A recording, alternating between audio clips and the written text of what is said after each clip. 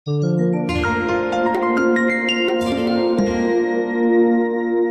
shkruar që herët prozë dhe poezi, por vëllimi muzikantët është libri i parë i Primosh Shllakut që boton me tregime. Zoti Shllaku është fjala për 5 tregime të shkruara në kohë dhe vende të ndryshme. Keni eksperimentuar modele letrare moderne. Ajo që më intereson mu edhe që unë e kundërshtoj absolutisht të gjithë letërsinë e cila fajson ose fokusohet te diktatura vetëm si e tillë. Ajo që më intereson mua është pse polli kjo shoqëni këtë diktaturë. Të faktorët që e kanë pjallat janë jashtëzakonisht molekular, janë të hollë si fjet e flokut, janë të hollë si pranej në tregimet e mia nuk noll absolutisht asgjë dhe ngjarja më e rëndësishme është mos ngjarja. Sepse në atë kohë nuk nollte asgjë dhe e gjithë potenca e atij pushtetit ishte investu që të prapsonte ndodhjen, ngjarjen dhe lëvizjen. Prandaj aty ka një amulli absolute, amulli të kohës, amulli të mendimit dhe gjithçka ekziston vetëm për forcë zakonit, për forcë rutinës edhe për forcë të përsëritjes. Të ndalemi tek tregimi Muzikantët, i cili është shkruar në vitin 1989.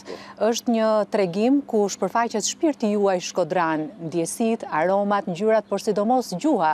Në fakt, të gjitha tregimet e këtij vëllimi janë shkruar në grekisht. Unë jam gek shkrues i binur, tashti ka kaluar edhe kohë e madhe që unë të mendoj për në një konvertim, pavarësisht që unë jam në të paktën njerëz që e lavroj shqipen cep në cep dhe e njoh cep në cep. Mund të jetë edhe Shkodra, ajo është një ambient kozmopolit, ka një universalitet, është një kafe që mund gjendet kudo, edhe në Brazil edhe në Alaska. Të gjitha tregimet tuaja janë mini rrëfime, pra nuk është se trajtojnë tema të mëdha.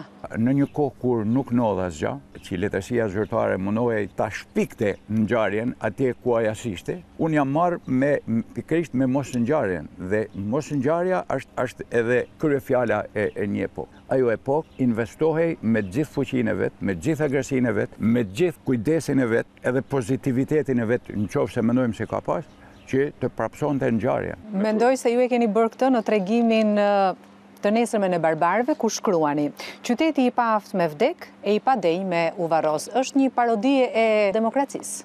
Barbarizmi është një forcë e madhe, kolosale, një forcë e materjes shpirtërore, nëse mund të themi, e cila në kushte të kaosit kthehet në bombë, kthehet në shkatrim.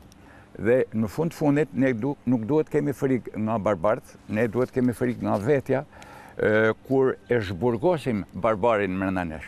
Pra, një ftesë për lexim për Muzikantët nga Primosh Shllaku. Faleminderit. Faleminderit edhe ju.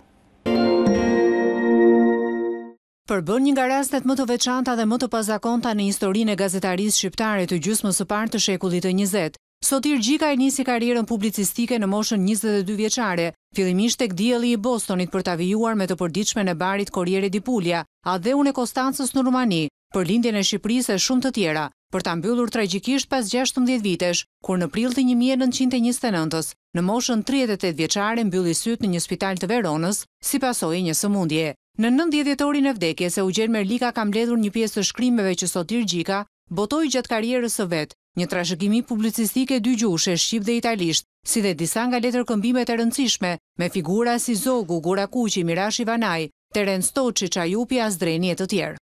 Ky libër ka vlerat e tij, në radhë të parë publicistike, është një pasqyrë e historisë atyre viteve në të cilat është shkruar. Libri ka rreth 512 faqe, përbahet nga 2 pjesë.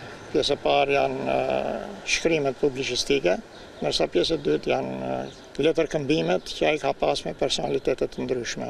Ka 33 letra me Luigi Gura Kuqin, ka 11 letra me Terence Toçin, krejtësisht për të zbuluar, edhe më vjen shumë keq që deri tashti ka mbetur e pa zbuluar.